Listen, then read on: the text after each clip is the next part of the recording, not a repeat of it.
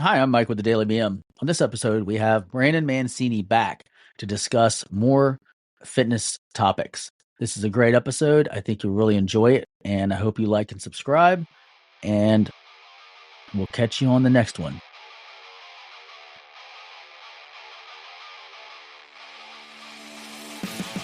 Hey, good morning, fuckers, and welcome to another day at the Daily BM while we listen to Brandon hammer away at his keyboard. All right. And what's going on, Mikey? What's up, everybody? As you can tell, we have a special guest with us again today, Brandon Mancine. It's so funny, man. Is it Mancine or Mancini? It's Mancini. So traditionally, Mancini, it's that's what I thought. Oh, so you just spelled it wrong, but you said Mancini. No. Traditionally, it's Mancini. Right. Traditionally, Yep. right? If we're back in Italy, when my great grandparents came over, it was every name was getting Americanized. So it's Mancine when they signed it at Ellis Island, and there you go. So in other words, now you're going to just create a symbol and call yourself like Prince, then down the road, right? Exactly. Cool. That's, so Brandon will be now the symbol. So Brandon Mancini. That's what I thought it was. I thought it was Mancini as the last name. I made fun of him. I was like, it's Mancine. He spells it Mancine. And he was like, no, it's Mancini. I was like, no, it's not. I was like, when I was in boot camp, I think there was an Ellis Island thing right there, somewhere in there. When I was in boot camp, my drill instructor read it as Manson. And so I got nicknamed the Son of Charles, and then I had to Son of Charles. I had to do push-ups for all the deaths. So. Oh my God, the trauma you went through. Well, thank God he just didn't make you put a swastika across your forehead. I mean, you were good to go, and then you know what I mean? Because then it was a whole different animal. It was boot camp in the '90s, man. It was a bit different. Yes, the '90s. Yeah, it wasn't when you would have been in boot camp, Brad. Yeah, I know, because I was like during World War II, so hey, shit happens, right? Hey. Yeah. So, hey, I've been killing trouts a living. What can I say? No, I'm just kidding. I think if you'd have been drafted, you would have rode an elephant into the battle. An elephant? Why would I be doing an elephant? Because you were like Spartan times, Persian invasion. Yeah. 2 words today for you, Mikey. Fuck you. How's that? Oh, man. I have a feeling that's a pretty consistent message you send his way. Every day, every day. I don't feel like my life's complete unless I get a "fuck you, Mike." Like in my life, it's like I have to see how fast I can get one every day. Yeah, it's like addictive. It's like sex and drugs. That's how it is for Mike if he doesn't get that. It's like I've noticed I've accomplished something when he can say "fuck you, Mike." So Brandon, we had you on last week and we were talking about general fitness and things like that. We had some questions. Leading up to you coming back, because we obviously had started your program, just the other day, and yes, sir. So I have a question. Now I didn't realize because I'm an idiot by nature. So I didn't realize by nature. That by nature, I know, right? I'm an idiot by nature. Damn, Mom. But anyway, so that being said, I didn't realize that there were videos that you made in your app that you put in there. So I was sitting there going, oh, is this just a general walk? And he was like, Mike's like telling me, no, dude, there's like a set where you're supposed to walk. And I was like, well, how the hell do you not just walk? I'm like, what the hell is just walking? And he was like, no, that's why it's called a walk protocol. He didn't say take it. He didn't say take a walk. Let's work out for you. I just thought he was doing military talk. Fuck you guys, all right? And then there's like a 4-minute video. I'm like, if he just wanted you to walk, I don't think he would have done a 4-minute video on him just taking a stroll down the neighborhood. That's the whole reason why you never go down the rabbit hole of going to Google or the internet first. You know what I mean? Because I didn't realize you could click it and like watch a video of you talking about it, honestly. So I went to Google and it told me that one exercise, the Tabata plank or whatever it's called, Tabata plank, completely wrong what they were telling me on Google, man. It's just a hit workout. It's just a hit workout. I have no idea what you followed there, because plank is an exercise. Tabata is a protocol, which is just a work-rest ratio. Mm-hmm. I could bore you with the details, but it's something a Japanese scientist learned that recruits the broadest range of muscle fibers. So it works for it's effective for core development. To put it brief and not be boring with a overly long explanation, which I feel like I'm getting into now anyway. So No, you're okay. you're really well. Maybe plenty of time. So it's nice to have someone intelligent on the show for a change. Yeah, no kidding. Yeah, because Mike being here every day is completely the opposite. But so, Mike, did you have a question for? You want to kick us off? With something that you had. Well, there's several questions, but first, I wanted to say a couple things. What is really amazing now is like the level of information that's available is almost staggering. And I think Brad pointed out my first question problem that you encounter, especially starting off in fitness, is like, how would you recommend somebody vets the information they're getting online? Because I've seen, like, it's interesting. I've seen people like Mini Beast. I don't know if you've ever followed her on Instagram or seen her. She's done videos on squats, and then I've seen other fitness influencers do videos of her videos saying what she's showing is wrong, and then another video of that influencer referencing back to the first video saying that she was right. So it's like there's so much information out there. Yeah. What would you recommend first for how do people should get the best information? Man, there's like 3 separate questions in there. Right. Because context is important, right? There's a million different ways to do a squat. Mm-hmm. There's plenty of ways to do it wrong. Right. But there's no one way to do it right. There's, barbell back, barbell front squats with back squats. There's high bar, low bar, overhead. And we're just talking about barbell. Yeah, there's a million, a million different squats that do a million different things. Right. And then, considering your current physical abilities, injuries, stuff like that, like what's the appropriate one for you to apply?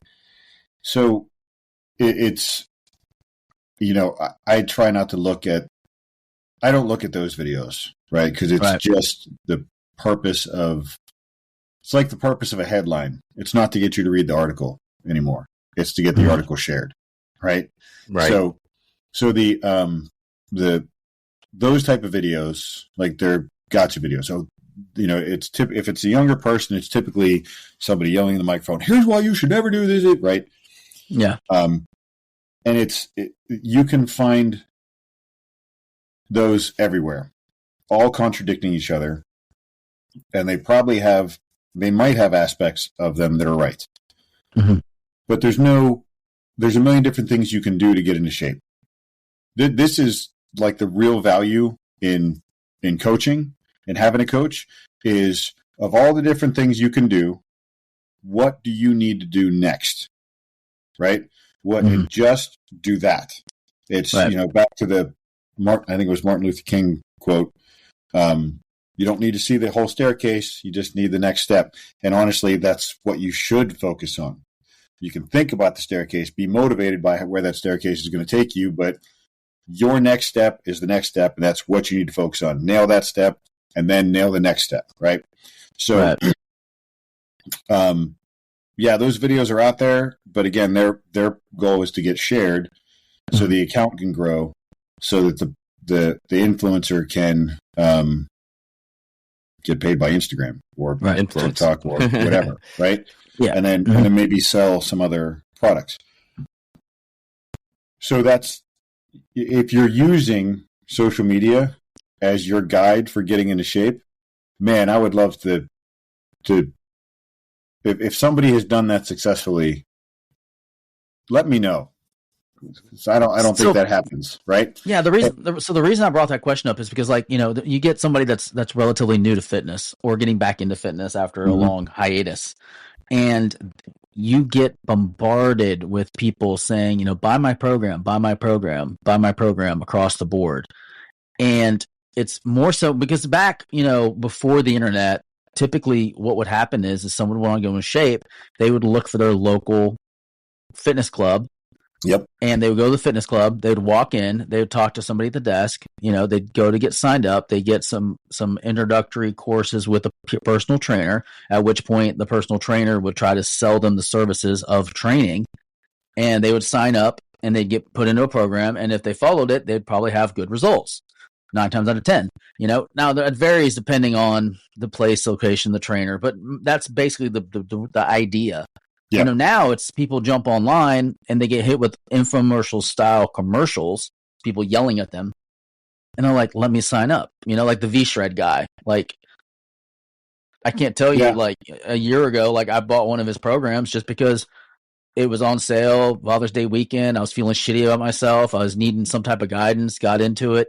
And I really haven't gotten into much of it because I, tried to do one of the first workouts and I was so far out of shape that it was like impossible. And I was immediately defeated. I was immediately like, oh, Jesus, I can't do this. I'm not at this level. Like, I don't know what to do. I can't do these exercises. I don't know how enough knowledge to modify the exercises to where I can do them. So I think that goes well in hand to your point, like what you're saying, finding a coach and that you can trust. If you're brand new, right? It usually is best to have someone in person. Yeah. I've had people that I do in this format to start, and that can work. Obviously, I've had people be successful in this format. Yes, being us meeting on a like FaceTime or Zoom or something like that. Yeah. But it won't replace in person. If somebody's brand new, if they've never worked out before, never played a sport. I had this woman years ago who, we were just what you described. She joined the gym. I never like to do the new person. I would do them because I love helping people, but they're defensive, right? When they're coming in. And it's just kind of awkward. So I would help them as best I could, work through that awkwardness, and just try to get them at ease, try to make them comfortable. Try to be there for them. Yeah. There's one woman I just remember her saying, "It's like you're speaking in different language. The sentence you just said makes no sense to me." I was like, "I'm sorry you feel that way. Like, I get it." She was very educated in technology, which I've been resistant to for years. To go off on a little tangent, years ago when I was working in big box gyms, one of the young ladies that worked out in that gym came up to me and was like, "Oh my God, you're not going to believe this." And she was like, "You're in so-and-so's video in the background," and showed me in the background of some influencer's video, right? Where she was doing some bullshit exercise, and I was doing a free session with a disabled vet, like a guy I was really like he needed help. Man, I was I'm a Marine Corps veteran, just like it was one of the most fulfilling sessions I've had in a long time, and I was like, "Are you fucking kidding me?" Like she's like, look, you're in the back of, I'm not going to say her name, right? You're in the back of so-and-so's video. Like, look. I was like, great. Thank you for showing me that. Like, in my head, I'm like, oh, you get the fuck away from me. But, yeah. But, the past couple of years, a lot of stuff's going online. And I've found I found ways to keep that personal connection with people through online training, like the course I'm taking you guys through to help hold them accountable and not just check the box.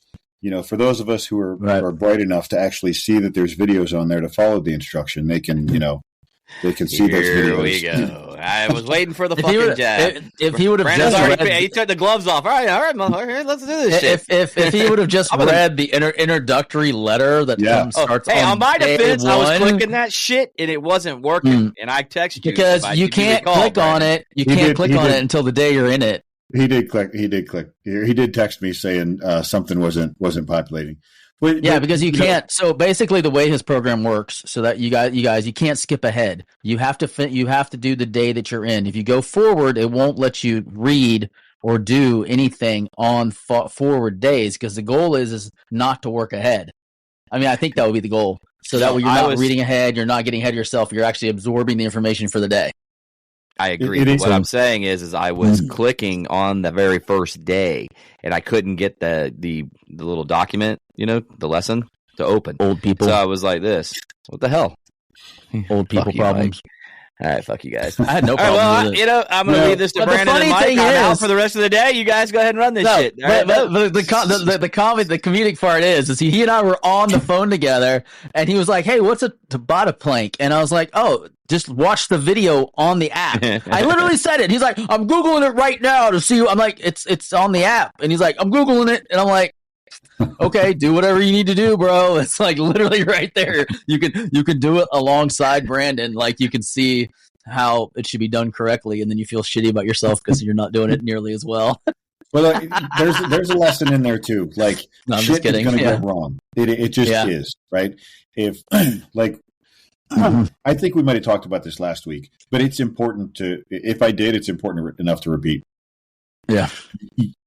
Whenever I'm starting with somebody and I give them a plan, the expectation, the goal, the win is for you to get 50% of the work done that first week. Because you're most likely not going to get 100% of it done because kids are going to get sick. Boss is going to ask you to do something. The gym's going to shut down. There's going to be a thunderstorm, right? It million different things can and will happen. Murphy's Law. Mm-hmm. We all know it. Right. So if you can stay committed and get 50% done the first week, that's a win. And the way it usually rolls out is I'll say that and people are like, all right, coach, but I'm going to get it all done. Man, I hope you do. Man, I hope you do. But if you get 50%, that's the win.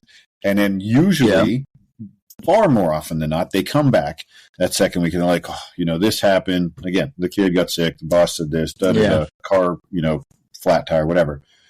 I'll say, okay, well, let's look. And then normally they're in that like 50, 60% range. We're like, awesome. That's the win, man. Yeah. Let's do it again, right? This week it's 60%. You're getting in the groove.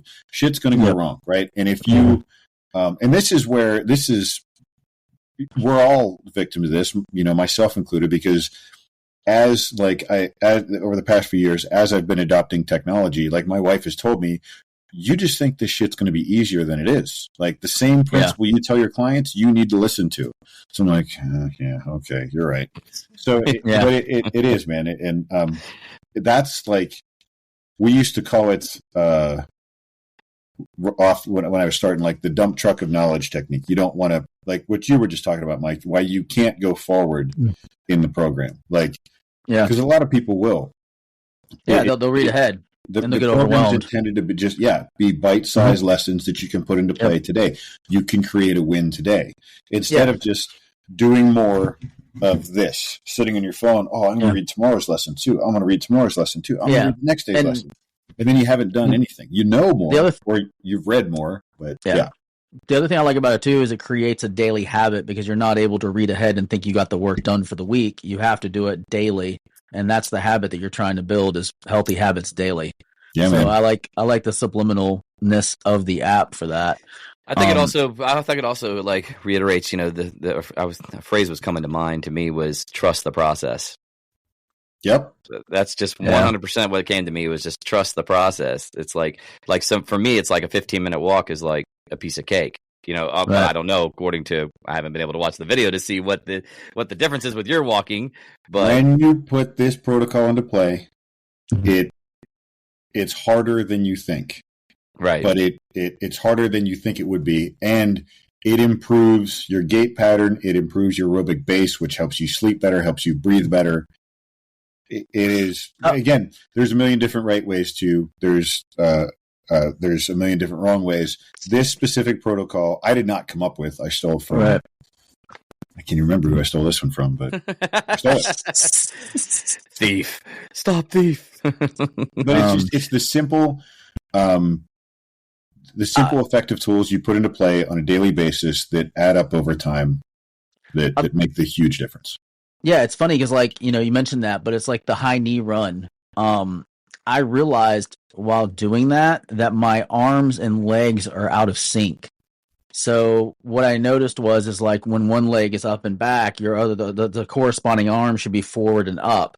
So you're balancing your weight front to back. I can understand the dynamics of it, but in my mind, my arms were always in the different, and either they weren't fully up at the same time. And I noticed that. And when I started really focusing on the slowing down and getting the form, that's when I started noticing that it was a mind-body connection that made it different, and it was like watching those little nuances, and I could see how that can translate into your running, walking, everything, as it creates that balance. Yeah, man. So it's physical education. Yeah.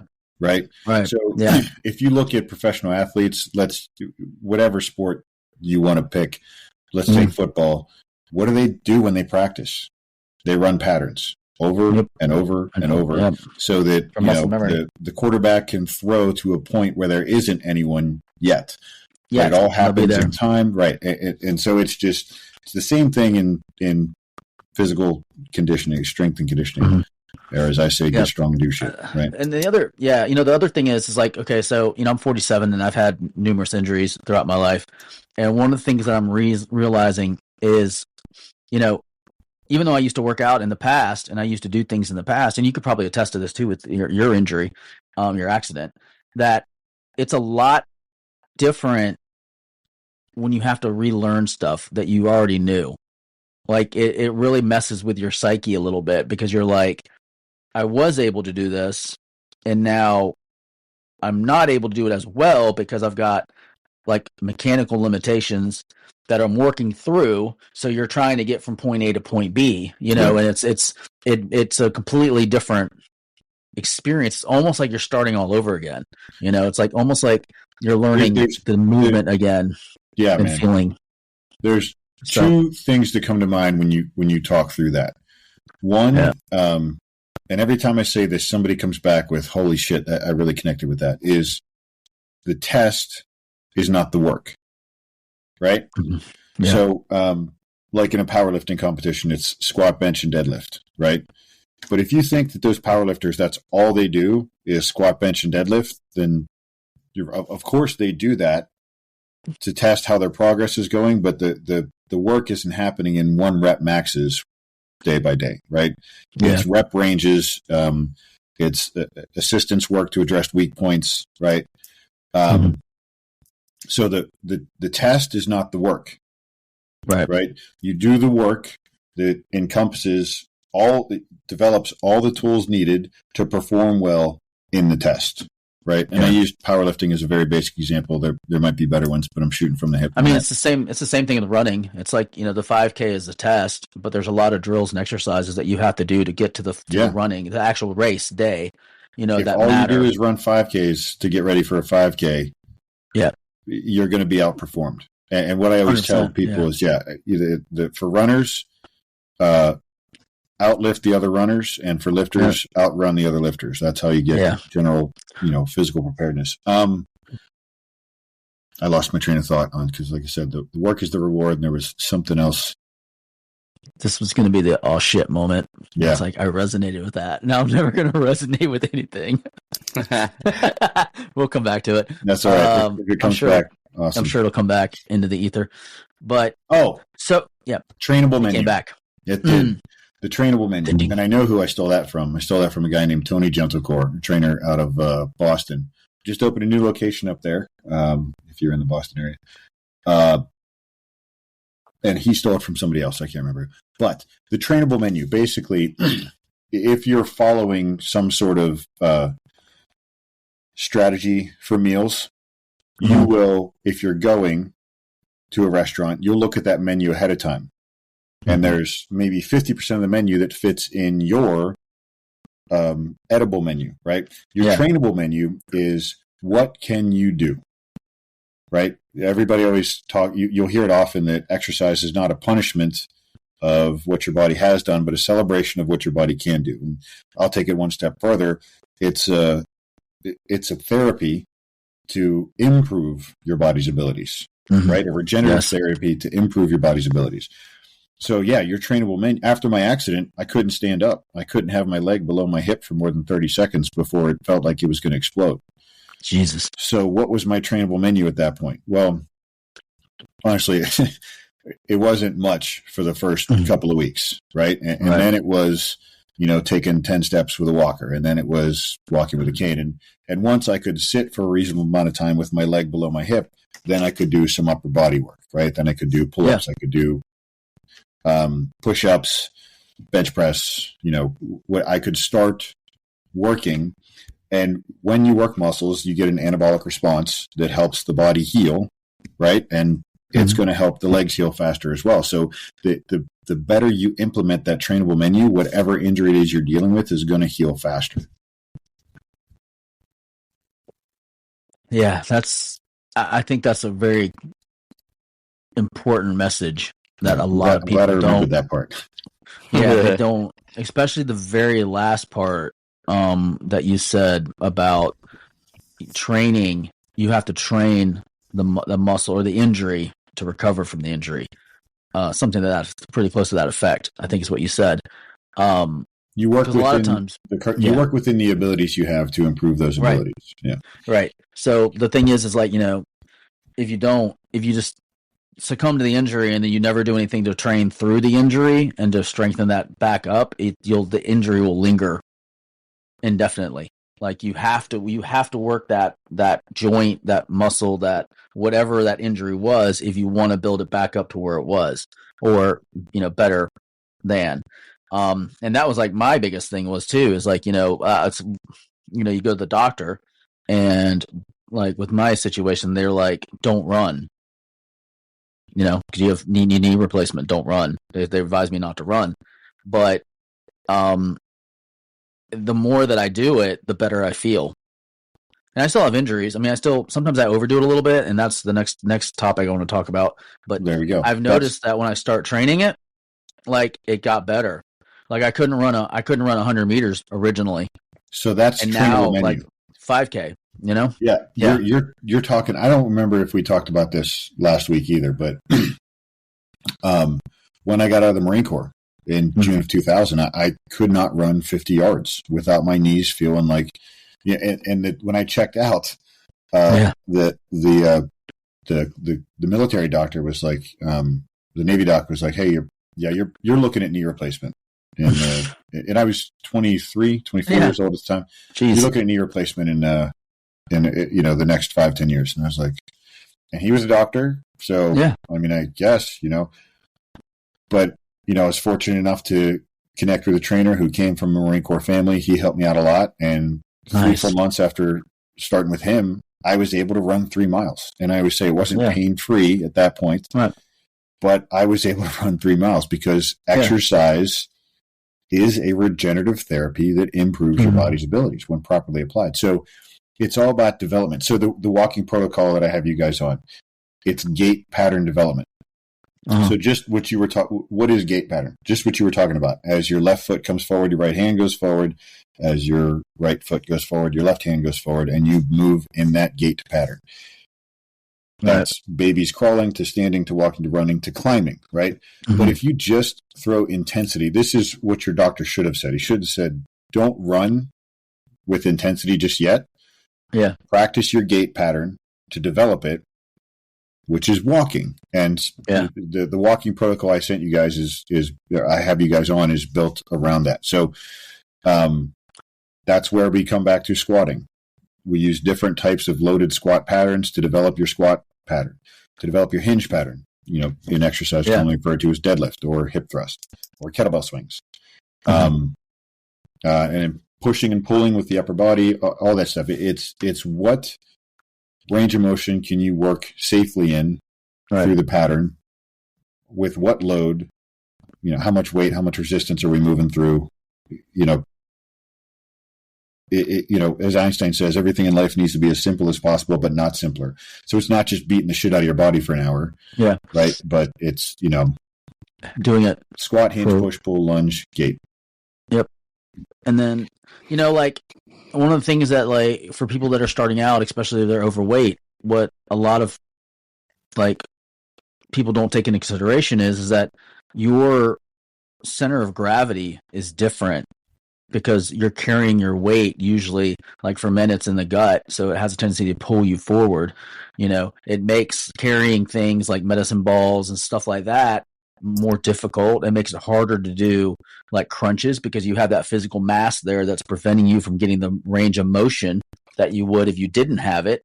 And it's when you try to go into those programs that you didn't research and you try to go to those movements from zero to, those type of movements, there's a lot of frustration and there's not a lot of progress made because you're not getting the correct range of motion, where there's alternatives, that you can do to those movements that give you what you need to get past it. And it's like, but it's just learning, it's looking to build a workout, like you said, a trainable menu. I mean, that was like an aha moment for me, because it's like, okay, what can I do? Because progress is progress, and it's not the same for everybody. Yeah, man. And that's what's really powerful, And then it's what progress are you measuring as well? Because, if you're looking at the scale, most people today, it can be, especially if you don't understand it. Let's talk about a couple of things. I was going to say, let's talk about that, because I've been having that issue as of the last 2 weeks. I felt like, I hit a plateau. I got down to 190. I've been hanging there for 2 weeks. And I'm thinking, man, I should at least drop a little bit of weight, at least something. You know what I mean? What all are you measuring? What do you mean, what all am I measuring? Body fat, inches. Yeah. Body fat, inches, weight. Height, girth, length. Yeah, that's all freaking not accessible. It just says NA next to it. I don't know what that means. But so not applicable. I'll tell you. Look, it's the more, if you just have one metric, most people today need to recomp, which is, it's getting called recomposition, which simply put means gain some muscle, lose some fat. Now, you'll often hear people say, we need to turn all that fat into muscle. They're two completely different tissues. One cannot become the other. By the time you're 18, you have just about all the fat cells, all the muscle fibers you're going to have, right? A few exceptions there. But so you're not going to turn fat into muscle. Does that make sense? Do you guys? I know exactly what you're saying. You'll hear people say, we're going to turn that fat into muscle. Fat is a fuel storage cells, right? Muscle is an engine. So, like I said, by the time you're 18, you'll have just about all the fat cells and muscle fibers you're going to have. The good and bad of it is they can grow and shrink to some pretty incredibly different sizes, right? So, exercise alone is not great for fat loss, for weight loss. Let's just say that. Exercise alone is not great for weight loss, because there's an energy balance equation that needs to come into consideration there. So do you know what a calorie is? No. Enlighten us. Yes. Back in 2012, when I was working in a big box gym, over the course of that year, before that I was learning that nobody knows what a calorie actually is. Mm-hmm. So I asked over the course of that year, 316 people, something like that question, in consultations, running booths, walking the gym floor, just talking to people. 3 people got it right. So less than 1% of the population in my super scientific study actually knew what a calorie is. So it's a measurement of energy. It's the amount of energy it takes to heat 1 gram of water 14 to 15 degrees Celsius. So a very exact. That's what I was going to guess, but I didn't know. I didn't want to sound like an idiot. I was going to say energy too, but I wasn't going to go out there. I totally was going to say that. And I knew it had to do with heating water, because I remember that from science class, but I didn't know the aspect of that. 100%. I just knew it was a measurement of energy. That's all. That's all right. But understanding that, right, is important. So, because you'll hear, when you ask that, you'll hear people, they'll say things like, well, that's what makes you fat, right? Sure, if you eat enough of it and don't move enough, right? But that helps you, because then calories burned are, you're expelling energy, whether you're strength training, doing cardio, whatever. So exercise alone is not going to have a huge impact. There has to be a nutrition component if we're focusing on weight loss, and specifically we should be focusing on fat loss. I'm speaking about the average person, the average American today, right? Right. So if we're looking at a recomp, we want to spend time, just like I said earlier, outrun the lifters, outlift the runners. Spend time in things that are going to increase strength, increase muscle mass. That has, properly done, is going to have a significant increase or a beneficial increase on bone density, ligament and tendon tensile strength, Mark Ripto has this great quote: "Stronger people are harder to kill and more useful in general." It is literally making you harder to kill, because muscle mass is a great predictor for against all-cause mortality. Even cancer survivors have a greater cancer patients have a greater risk of survival if they go into their cancer having greater muscle mass. Now, muscle will help. Muscle is what burns calories. It is what burns fat. So it can help you burn fat, but again, that nutritional component needs to be there. And then there's proteins, carbs, and fats, and we can talk about what it can be a little bit individualized how those need to be broken up. But I can tell you, number one, prioritizing protein is just a huge win for most people. That is one of the most common things that I have people focusing on in the beginning.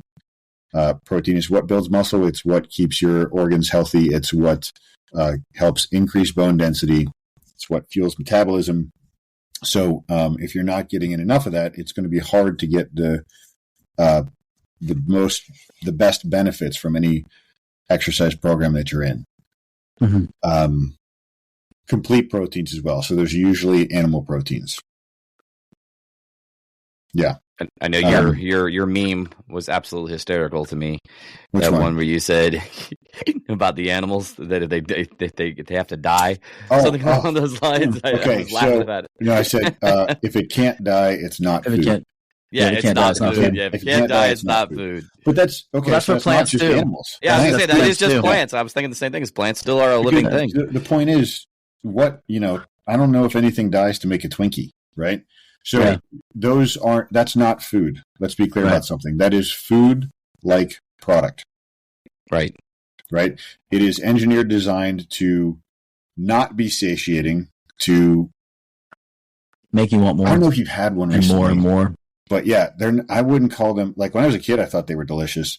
I had one maybe a year or two ago, and I was like, it's fucking gross, right? But it was weird because like I wanted another one, Yeah, that's how the Twinkie was. Now I know why Woody Harrelson was so apt finding it in Zombieland, because it's like once you have one, it's like you got to have more. It's that's right. It's mind blowing. That's case in point, man. It's food like product.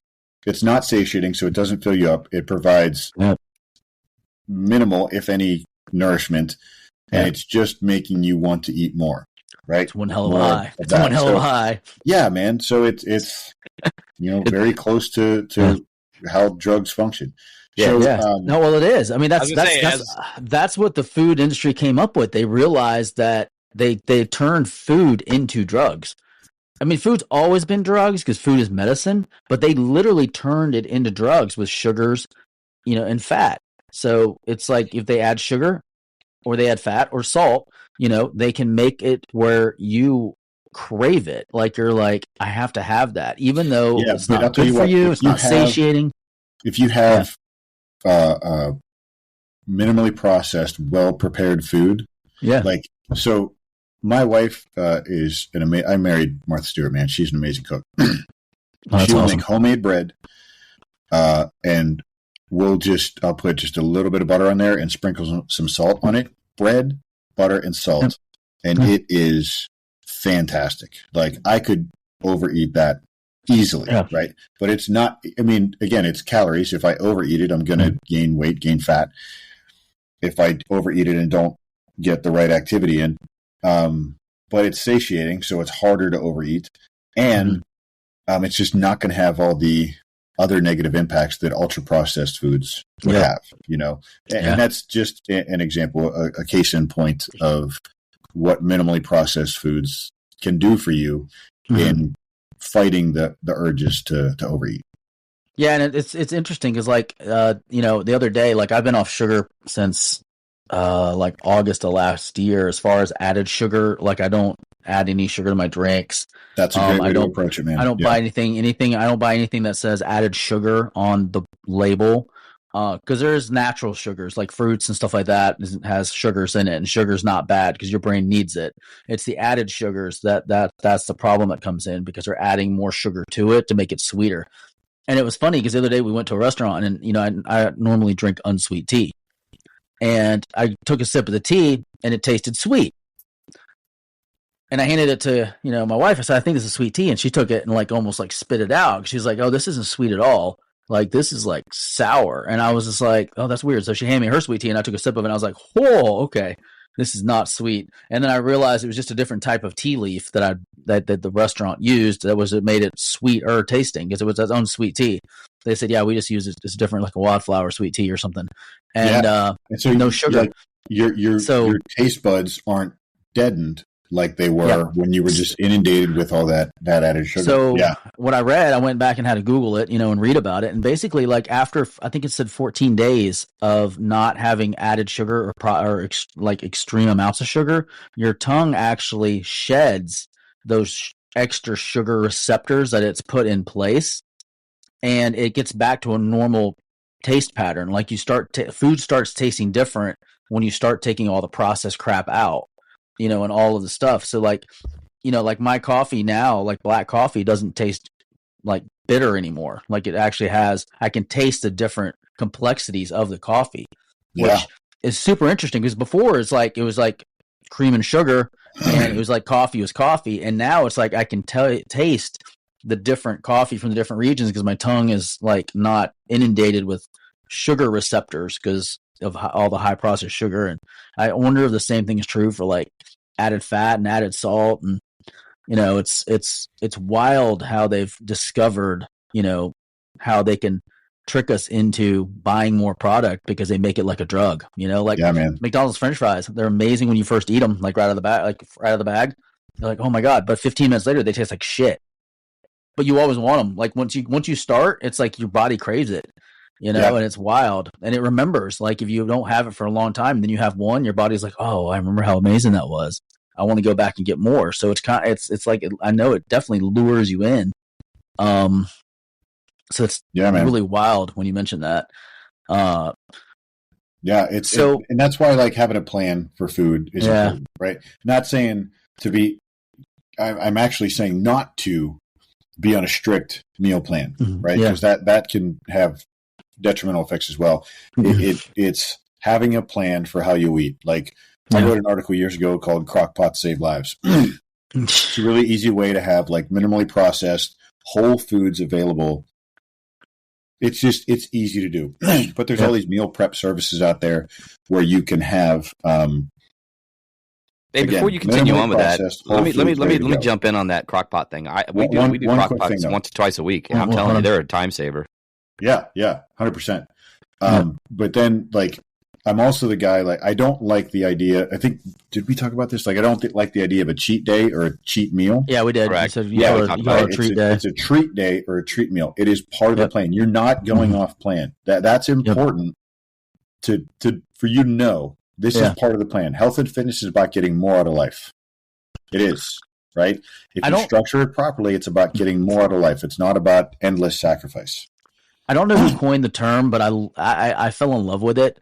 He said he doesn't call it a diet. He calls it a live it because he's not trying to die.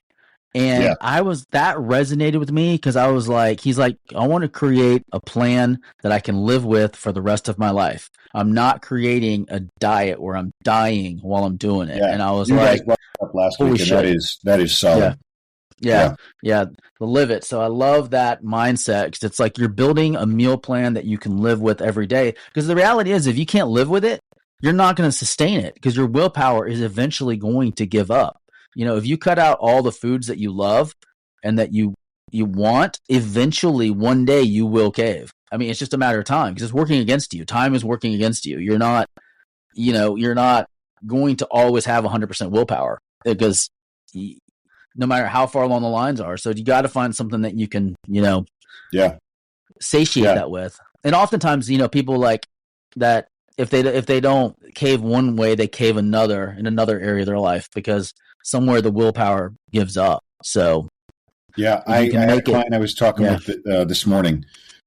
She's on her second week, and she was saying how this is the time when she typically starts falling off the wagon. She's like, I always make great progress in the first 2 weeks, and she's doing great. She's like, and then I find myself giving into this or that, and I was like, okay. so do that. Like, go ahead and she was talking about cake pops. I was like, okay, so go have the cake pop. Have a cake pop. You're allowed to. Building your plan. Right. And she was like, well, what do you mean I'm allowed to? I was like, you're allowed to have a cake pop. One cake pop. Go have that and enjoy it. And she came back and she was like, yeah, that was like, I enjoyed it. I was like, okay. And then what? She's like, and then I moved on with life. Sweet. Yeah. Right? That's it. How cool is That's that? it. You had the treat, right? You're doing the work. You can't not ever enjoy life. Yeah. Right? Because that is a surefire way to fail. So, man. The key that you said there was like, have a cake pop. One cake pop. Because so often what happens, like, I was watching, like I do, like I said, go back to Instagram. There was a guy he was on there and he said he held up 2 cookies. He held up 2 homemade, full fat, regular cookies, chocolate chip. And then he held up like another cookie that was like one of those fitness cookies. And he said, listen, he's like, this cookie is not going to satiate your desire for a cookie.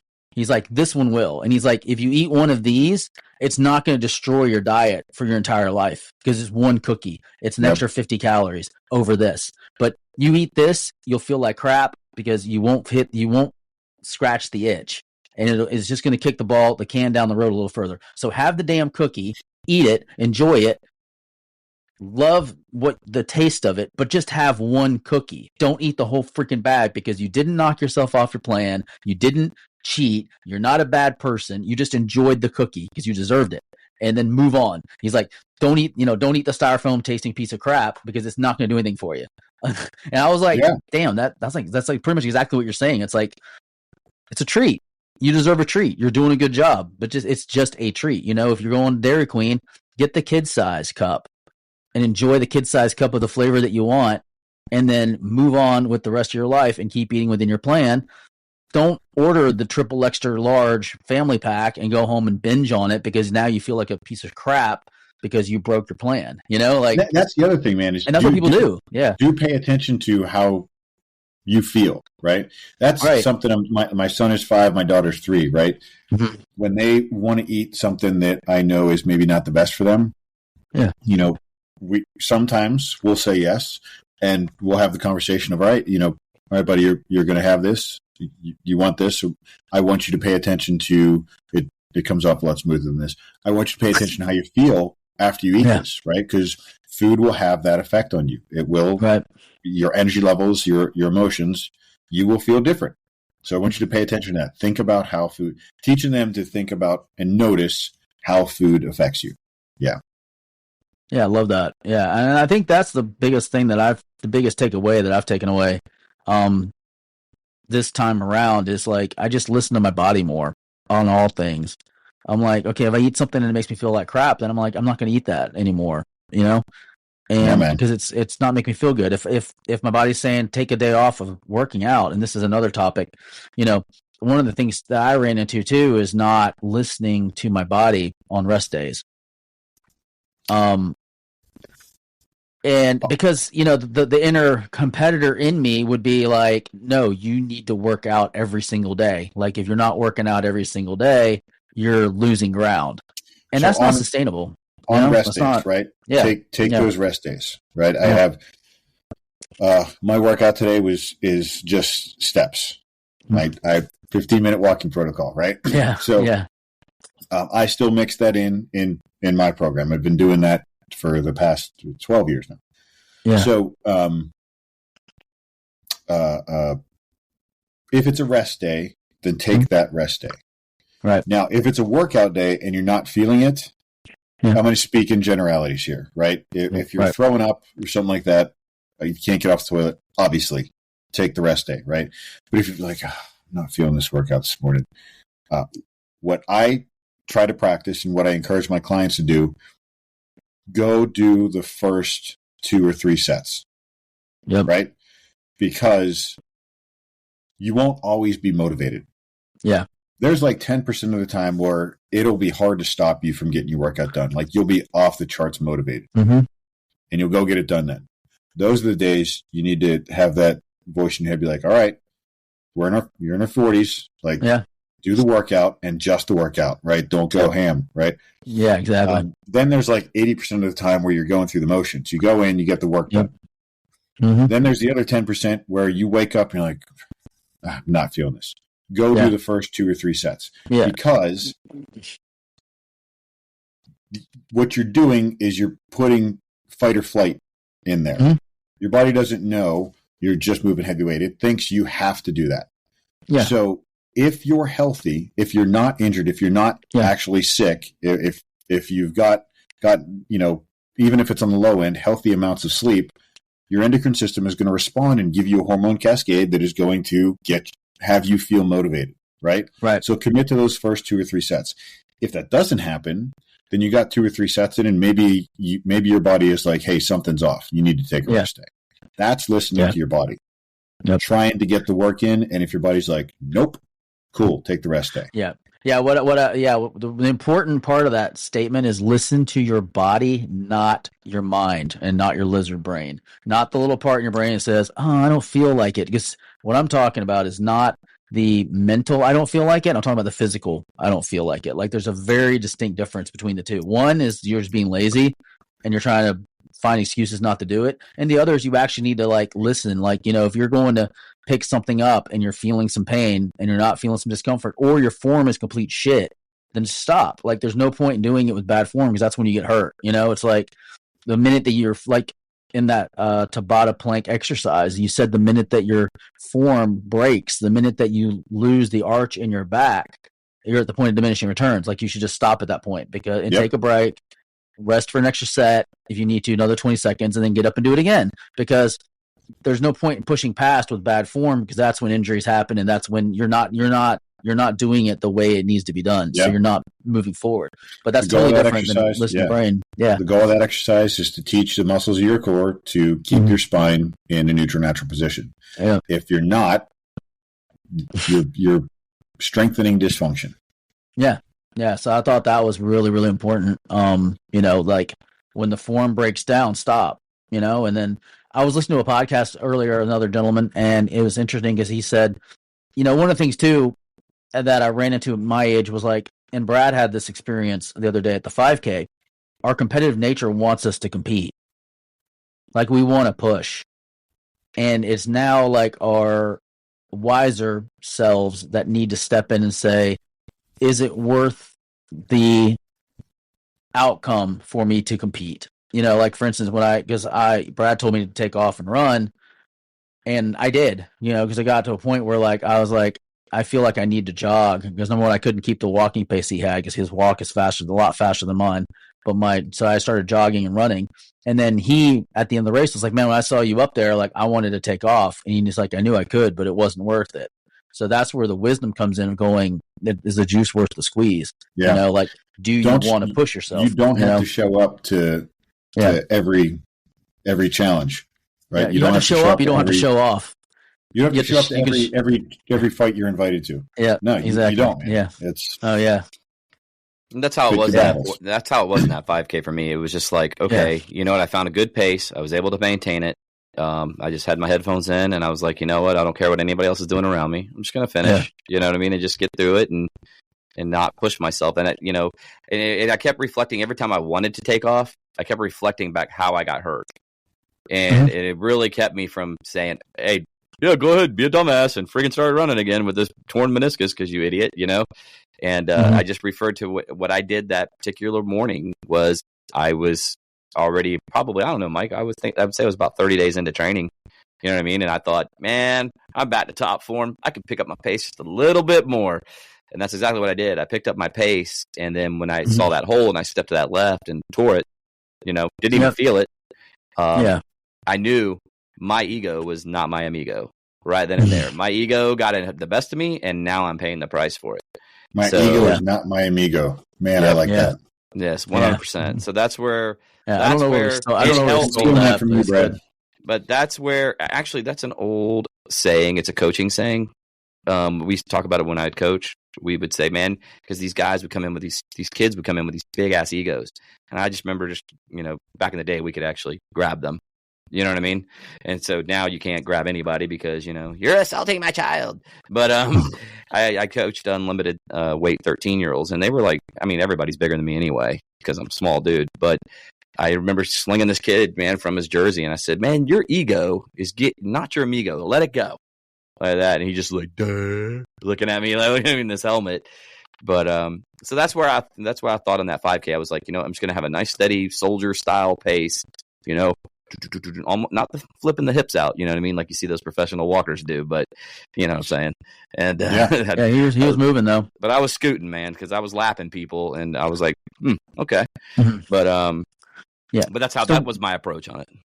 So one of the questions I had too that I run into, how do you properly gauge what weights to start at when you're doing exercises, and then when do you know you've reached the right working weight for the exercise? Like, because I've noticed that sometimes for me personally or for my clients. Either way you want to answer it, I guess. Because for instance, on one of the exercises that you had, I started off with 20 pounds, and I was like, okay, this is way too easy. And then I went to 30 pounds, and I was like, okay, this is way too easy. And then I did 50 pounds, and it was still really easy. And I was like, and I finished the whole workout, did 3 sets, and I was like, I don't know if I did enough on this one, but I just logged it and then moved on. The next time I'll start off at the next higher weight, but it's like I didn't know where to start. So you're just starting off. So like generally, assuming we're talking about squats or lunges or something. Yeah, like I'm going to have this was a chest press, the dumbbell chest presses on this particular exercise. So start too light. Like I would. Yeah. This is if you're in your first week, 2, 3, whatever, I'd so much rather you leave a workout thinking, man, I probably could have done a little more, than have you leave the workout thinking, man, I probably did too much, right? Because you have responsibilities in life. Mm-hmm. You have to show up for work. You have to show up for your family. Hold on. You have to show up for your family first. You have to show up for work. You have to show up for all these responsibilities that you've committed to. And an exercise program needs to make you better and more capable in all those roles, right? So for me, like I'm looking, I want to be a better man, husband, father, coach, entrepreneur. Right. I don't want to be a better exerciser, right? My exercise program is designed to help me in all those roles. And then, I want to run some obstacle course races later this year. I'd like to get back and do a spar in a boxing ring. When my son's old enough where I can take a jiu-jitsu class with him, I want to do that. Oh yeah. So my exercise program is designed for all of that stuff. And then I think we talked about like the lifetime legacy goal. Like when my kids are, around 20, I'm in my 60s, go do some adventure trip of their choosing with them, right? Not to be a better exerciser, to increase my functional lifespan, to get more days in the life, more life in the days. You're listening to the Daily BM.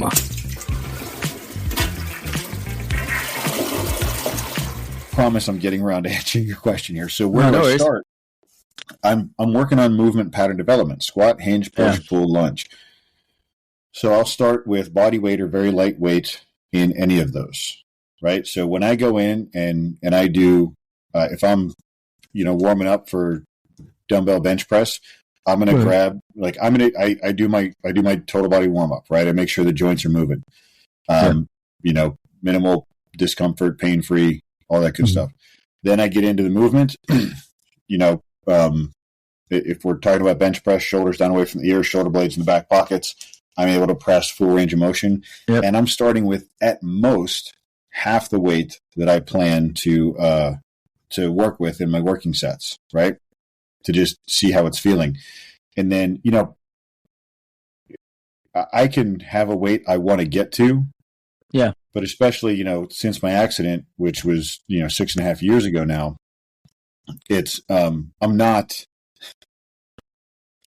committed to that number anymore. Yeah. Right. Right. Mm-hmm. Yeah. I'm committed to working goals to fatigue or technical failure. If it happens before that number, awesome. If I feel like I can get a little bit more, because, everything in my life, like how much sleep I was able to get, depending on what kind of night the kids had, how much, how I was able to eat, depending on, a lot of it is depending on what kind of Monday or day the kids had. Things that are happening in business, like if the business is going haywire and things are overly stressful, that's going to affect, what I'm able to put in there. Yep. So I just, but I'm able to push all that aside, barring anything catastrophic happening in any of those arenas, and have my, how long is a good workout? Well, it's up to an hour. If I'm in the gym longer than an hour, I question what the hell I'm doing there, right? Normally my workouts are like 45 minutes, and maybe a little bit under that. So it's I'm focused on strengthening the movement pattern, squat, hinge, push, pull, lunge, whatever it is I'm working on in that workout that day. And I'm paying attention to how I've been doing this professionally for over 20 years now, but I started working out in gyms in like 89, right? Mm-hmm. So I'm answering like how I find that weight. Right. For clients, I'm watching how they move. Is their spine maintaining that shape as it changes position, moving through the squat, moving through the deadlift, moving through the hip thrust, moving through pushing and pulling? Right. If it's not, bad form is any movement that's non-intended, any unintentional movement. If they're compromising movement patterns, they're getting bad form, there's unintended movement, then we need to bring the challenge down. And then teaching them how to monitor that themselves. This is a long way around to answer this question, but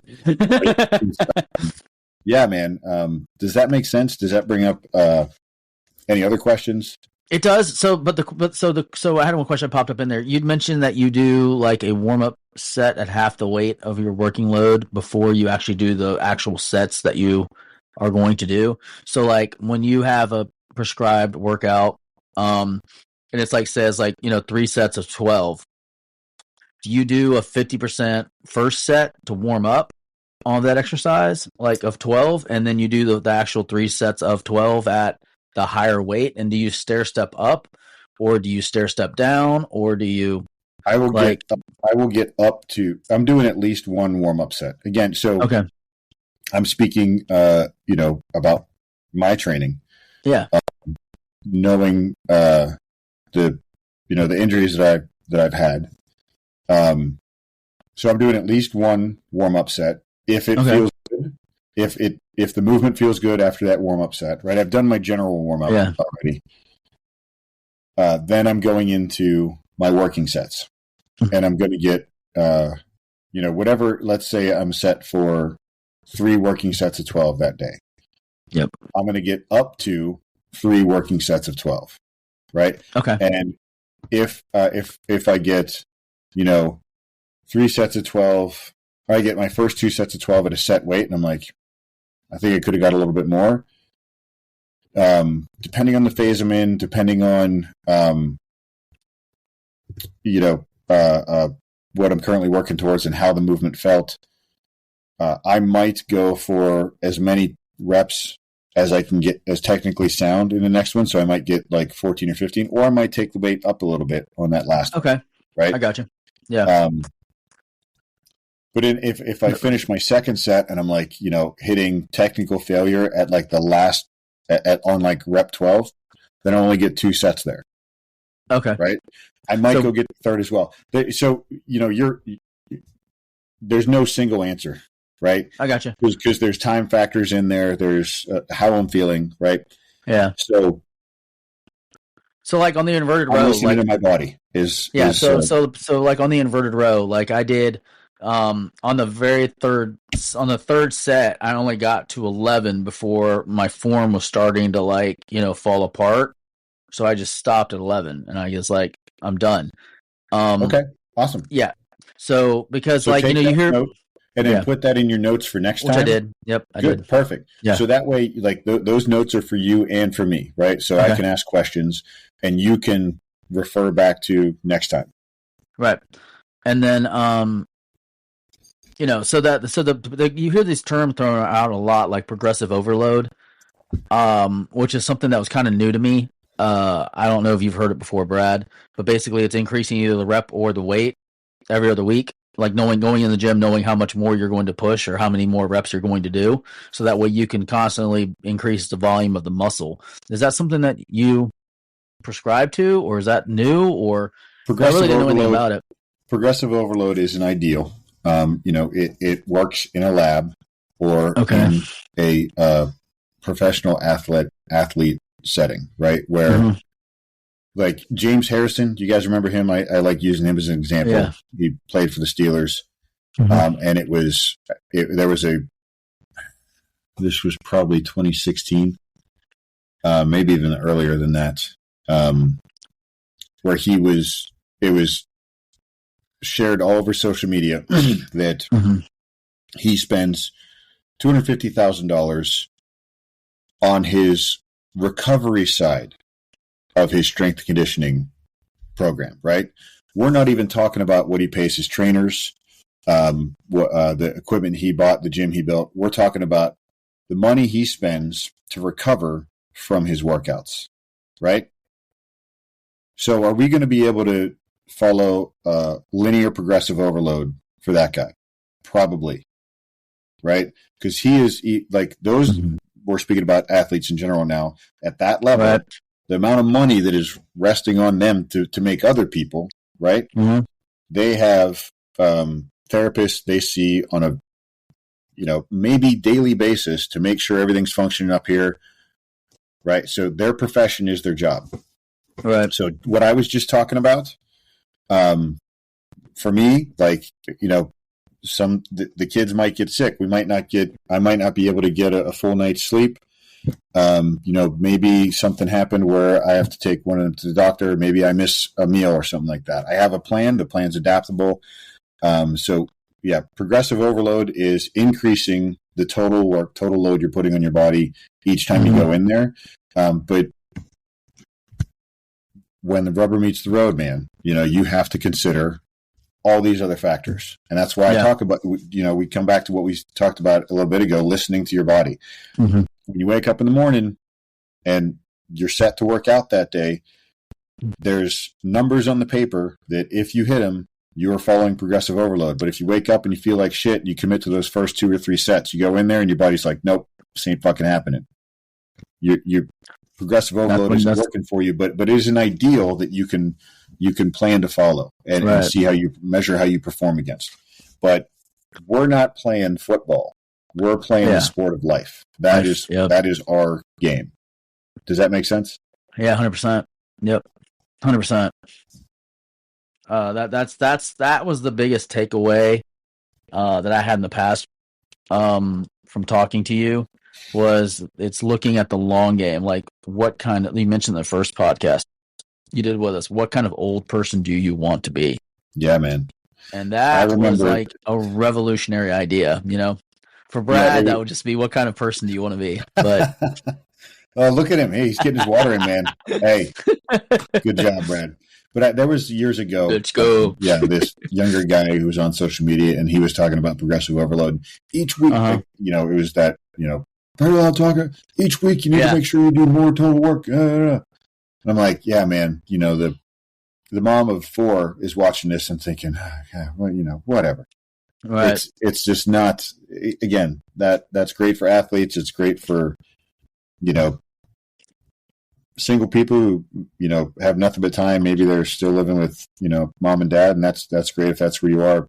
It's a lot easier to apply in that setting. Yeah. I mean, it's funny. You see people like that all over the place, because you got the guys like, I like ride Pelotons, and I sometimes do the recovery rides, low impact recovery ride, which is basically the entire design on that is just to keep the blood flowing in your legs and just do recovery. It's about motion, not about effort. And you'll see guys on there like putting like 500, output scores out there, blowing everybody away. And it's like, okay, you just missed the entire idea of what this entire ride is about. But here, this is where nuance comes into play, because when you, it's hard to get sore on a bike. Yeah. Because muscle soreness is a response from the eccentric load. Okay. There's 4 phases of muscle contraction. Yep. Right? So I'm just going to use biceps as the example. There's the concentric phase where I'm shortening the muscle. Yep. Right? We're under tension. Then there's the static phase where I'm holding weight under tension. Right. The eccentric phase, I'm moving with gravity the muscle is extending under tension, and then there's another static phase at this one, right? Yeah. So if I had a 1-1-1 1-1-1-1 tempo, it would be 1 second here, 1 second here, 1 second here, 1 second here. Yeah. Your muscle, the more time you spend in an eccentric phase, if you want your biceps to be sore, curl and then do negatives. Come down as slowly. Real slow. Yeah. Again, do negatives. I've always do negatives. The eccentric, well, hold on. The eccentric phase is where muscle soreness comes from. Let me correct myself. The eccentric phase is the greatest contributor to muscle soreness, making the muscles sore. So there's an eccentric phase in lifting, right? Because you got to lower the weight back down. Squats, deadlifts, pull-ups, push-ups all have an eccentric phase. Cycling doesn't. Yeah. You're constantly pushing that pedal. Even when you come back up, your hamstring and pulling. Your hamstring is shortening. You're your muscles are never under tension while extending in cycling. No. Yeah. But you can cycle your ass off and your legs likely won't get sore. Right? So that can help with recovery. Now you can also overtax your nervous system and your cardiovascular system. Yeah. But it is still a good you can keep intensity up and recover on a bike. Yeah. I can see what you're saying on that. It's just funny to see on the thing because everybody else is like, in the low 70s, and then you got the one guy that's out there just like 500 to get that number one spot. It depends on what the person's working for, and you never know. Like it may be a couple different people jumping on the bike and just trying to get that number up. I've seen people do crazy shit like that because that's important. Yep. Yeah, I think that's good. Yeah. It's funny. It's just funny when you see stuff like that because you see it quite a bit on there because everybody wants that number one spot, so they'll go into like the recovery rides and they'll just like run it. I mean, in order to get that output, you have to be running like 60-70% the entire time. When I used to coach CrossFit, it was, there were sometimes people that would, report inflated numbers up on the whiteboard and it's who cares? Like I don't. Yeah, we used to do charity golf events. One of my buddies, I didn't. One of my buddies was telling me about this, and he was like, he would hand out trophies at the end instead of first place. It'd be like best cheater. Because he's like, people would like write incredibly low scores so they'd win because there's no try. It's all on the honor system, So it'd be like, second best cheater didn't cheat hard enough because it was like, awesome. Whoever, because people would write like insane, like you're looking like they're like -14, under par. 14, and you're like, yeah, he's like, there's no way that this person's 14 under par. Like, this is better than like. That should be on the Masters tour.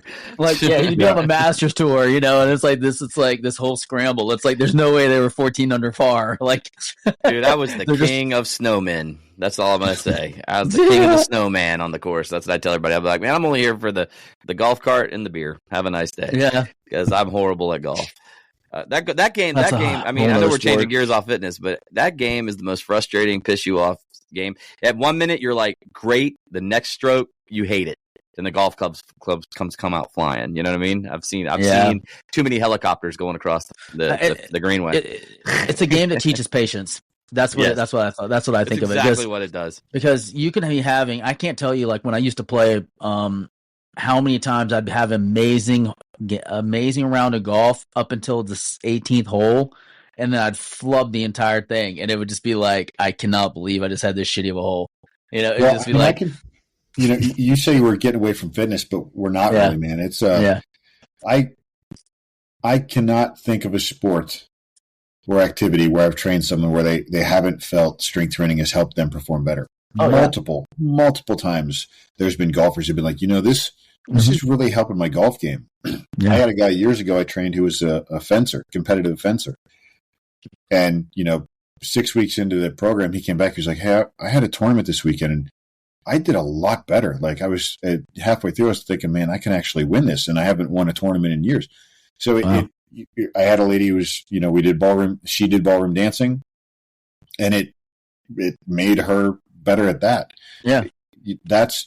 when I talk about get strong and do stuff or get strong and do shit, like it's the well-rounded strength training program will make you better at everything.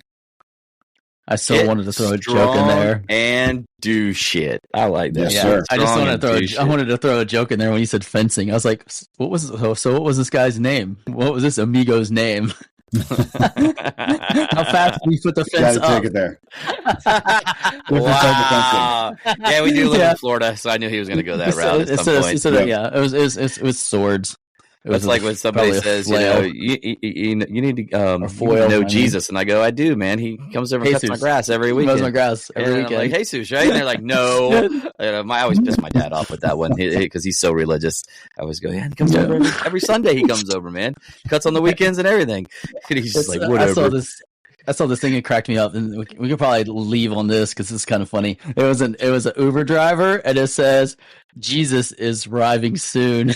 It's like he's arriving in a white Camry, and he's like, I didn't think the Raptor was going to happen like this. I was like, oh my God, that's priceless. So do you tip him or do you stim him? That's the question. But Jesus is coming. Jesus is coming.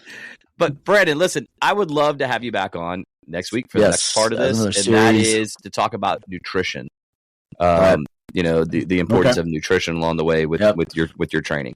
Are you okay with that?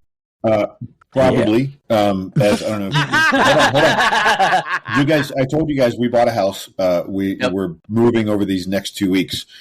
So I should be able to make that work. I would love to be able to make that work.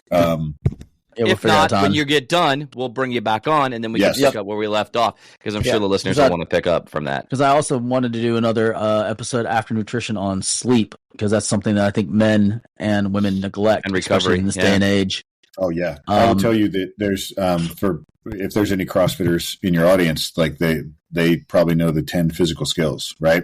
Mm-hmm. Strength, power, accuracy, Huey, Dewey, and Louie, right? I can never remember all 10 from the hip, but strength by and large is considered the greatest impact, right? It is the one, because it's called strength and conditioning, right?